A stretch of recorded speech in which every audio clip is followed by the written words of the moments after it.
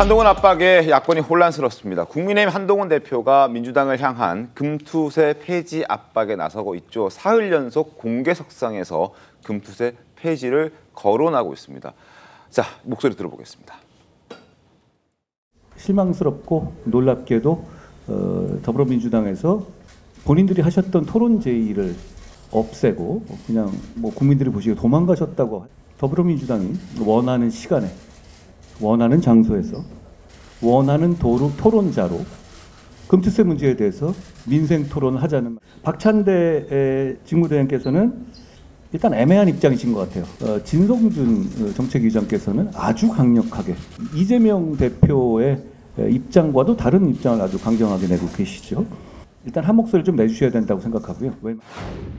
금투세와 관련된 부분은 내년 시행이 예정되어 있기 때문에 여러 가지 목소리를 경청해서 적절한 시점에 토론회를 하는 게 좋겠다. 주식시장이 폭락하니까 금투세로 돌리는 것은 전형적인 한동훈 대표의 남 탓하는 습관이 반영된 것이 아닌가. 전형적인 동훈서답이다 이렇게 생각합니다.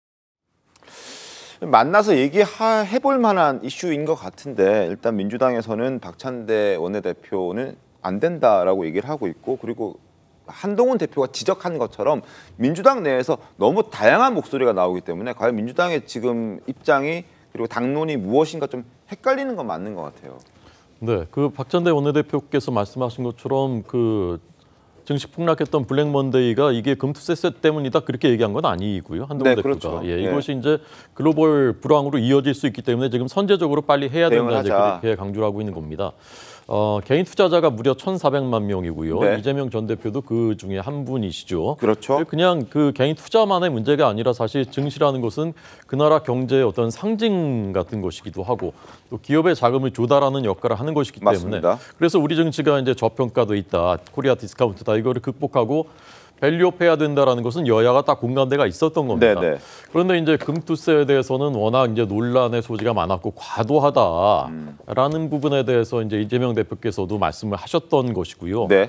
또 실제로 타이완에서는 1988년에 이와 비슷한 세금을 도입했다가 증시가 36%나 폭락했었던 선례도 있었고, 그런데다가 지금 이제 글로벌 그 불황이 오는 것 같은 징조들이 나오고 퍼펙트 스톰이 올 수도 있다라고 하니까 굉장히 지금 필요한 거죠. 네. 지금 저는 적시라고 봅니다. 그래서 한동훈 대표가 이 문제에 대해서는 적시에 중요한 이슈를 가지고서 우리는 정책과 민생으로 승부하겠다라는 그런 주도권을 잡는 그런 그 상징적인 장면이었던 것 같습니다.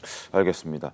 민주당 당내 목소리를 좀 들어보도록 하겠습니다. 통일된 입장을 내지 못하고 있는 그런 상황인데 다양한 목소리들이 나오고 있습니다. 한번 확인해 보시죠. 예, 저는 그런 생각이 확고합니다. 예. 부분적인 손질을 하더라도 예. 예정대로 시행돼야 된다 이렇게 생각합니다. 요 며칠 곤욕을 좀 치르셨죠? 예, 예. 뭐 개미 투자자들이라고 그러는데 실제로 개미 투자자인지 어쩐지 모르겠습니다만 제 블로그에 들어와서 뭐 댓글을 막 수없이 많이 달고 뭐 또 험한 얘기도 쏟아놓고 그랬다고 들었습니다. 뭐 밤길 조심해라 뭐 이런 글도 있었어요? 뭐 그런 글도 있었다고. 충분한 저는 새로운 지도부가 등장하고 이 논의를 더 이어갈 수 있기 때문에 조만간 저는 답이 나올 수 있다고 봅니다. 이재명 대표가, 그러니까 이재명 전 대표, 이제 후보가 금투세에 대해서 유연한 입장을 갖고 있습니다. 꿈을 먹고 사는 이런 표현을 쓰면서 유예하거나 좀 논의를 해봐야 된다. 당장 시행해서는 안 된다는 취지의 얘기를 하고 있습니다. 그런데 왜 진성준 의원 저렇게 강력하게 얘기를 하고 있는 거예요? 이재명 대표 본인이 주식 투자 전문가 중에 한 분이신데요. 물론이죠. 상당한 재산을 주식 투자를 이제 하셨다고 하시는 건데, 저는 이게 금투세 논쟁이 지금 질문하신 건 이제 민주당 얘기인데, 민주당 얘기 이전에 전체 정치 구도에 되게 좋은 영향을 미치고 있다 생각이 들어요.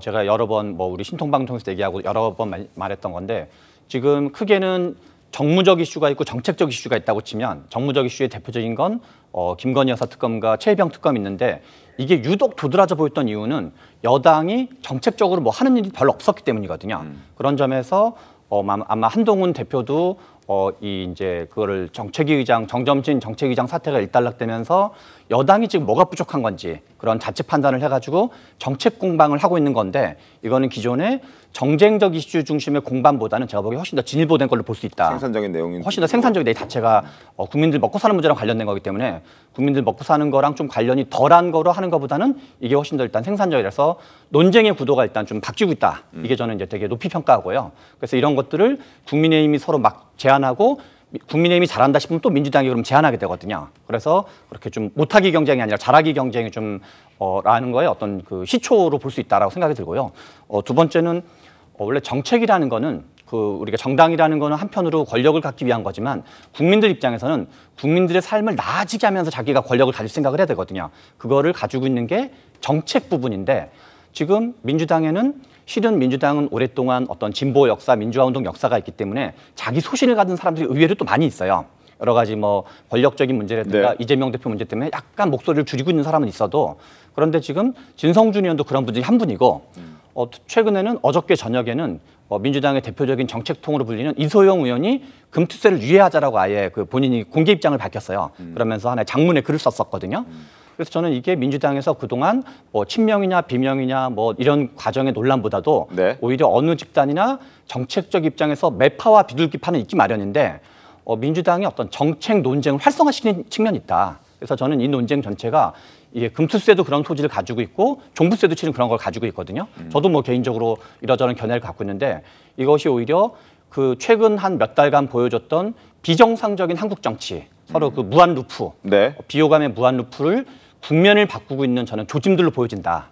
그래서 그리고 이게 알겠습니다. 작동하는 가장 큰 이유는 한동훈이라는 새로운 리더십과 이재명이라는 새로운 리더십은 현행 질서를 이분들은 뭔가 변화를 해야지만 본인들에게 이로운 측면이 있거든요. 그래서 결국 정치도 사람이 하는 거기 때문에 이재명이라는 리더십과 한동훈이라는 리더십이 그리고 이제 윤석열 대통령 알겠습니다. 셋이 각축을 하면서 하는 게 매우 보기 좋아 보인다 이런 생각이 듭니다.